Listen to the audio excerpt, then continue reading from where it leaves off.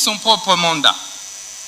Il faut donc un APJ, il faut donc un IPJ pour exécuter son propre mandat. C'est pourquoi il faut des greffiers pour pouvoir apposer des formules exécutoires sur des décisions des justices et poser d'autres actes extrajudiciaires. Excellence, Monsieur le Président de la République, c'est toutes ces composantes qui constituent ce qu'on appelle justice. Parce qu'en réalité, sans une composante, le système est défaillant. Si aujourd'hui les avocats décident de ne plus prester, la justice sera handicapée. Si les greffiers font la même chose, la justice sera handicapée. Si les magistrats grèvent, ça va être la même chose. Donc la justice, c'est un corps. C'est comme un corps humain, où chaque membrane joue un rôle essentiel. C'est pourquoi la conviction qui est la mienne, Excellence, Monsieur le Président de la République, est que c'est tout ça qui forme en réalité le pouvoir judiciaire. Excellence, Monsieur le Président de la République. Et donc, le ministre de la Justice ne devrait pas être perçu comme un simple membre du gouvernement de l'exécutif.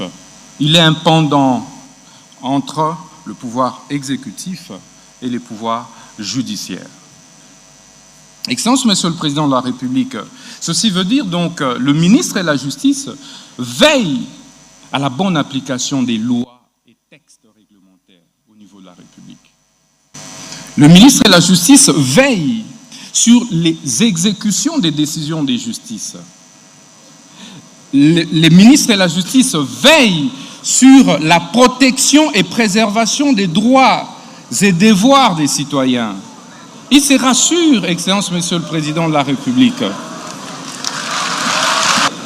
Je disais donc que le ministre de la Justice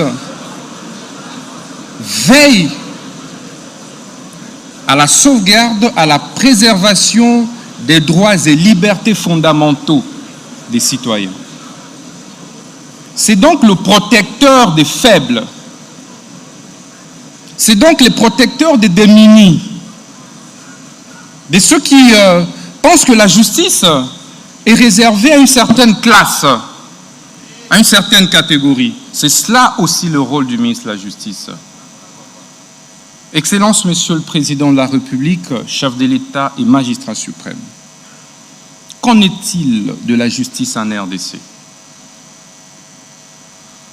Le constat, vous l'avez plus d'une fois fait, mais nous l'avons également fait après notre nomination par votre auguste autorité. 7 Congolais sur 10 sont insatisfaits de la manière dont notre justice est distribuée et administrée.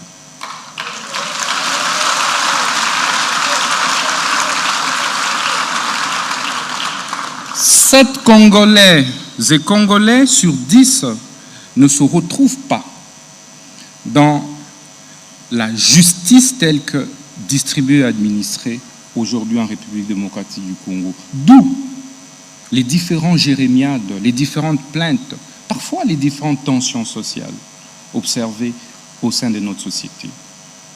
Mais quels sont certains mots observés depuis que nous sommes ministres de la Justice?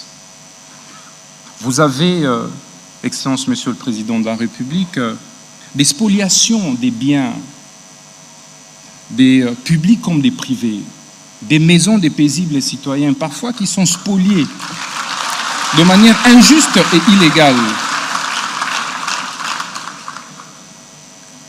90% des plaintes que nous recevons résultent des spoliations des maisons des particuliers. Vous avez des arrestations arbitraires. Excellence, Monsieur le Président de la République.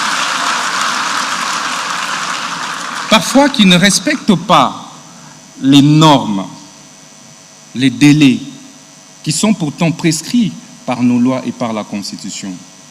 Vous avez la surpopulation carcérale, où dans des prisons, des prisonniers sont entassés tels des sardines, et parfois certains en meurent par étouffement. Vous avez, Excellence, Monsieur le Président de la République, des saisies intempestives des comptes et des avoirs, aussi bien des sociétés privées que publiques. et même des services publics. Excellence, Monsieur le Président de la République, aujourd'hui, les taux des exécutions barbares dans la ville de Kinshasa a systématiquement baissé. Que ce soit au niveau des banques, que ce soit au niveau des particuliers. On ne se réveille plus un bon matin et on a un particulier qui va ravir la parcelle d'autrui. Excellence, vous pouvez vérifier, ça n'existe plus aujourd'hui à Kinshasa. Depuis notre nomination comme ministre de la Justice et garde des Sceaux, parce que nous frappons fort lorsque nous nous rendons compte qu'il y a un réseau des mafieux qui s'emploie à pouvoir.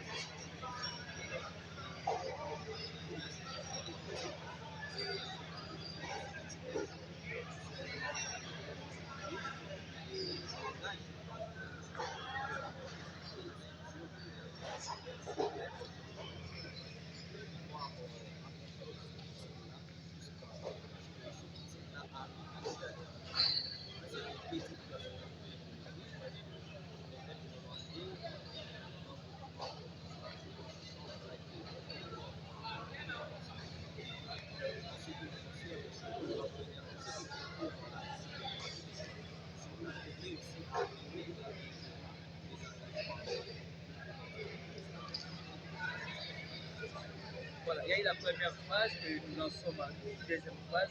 Quelles sont les attentes de Képarou à l'issue de cette deuxième phase? Les attentes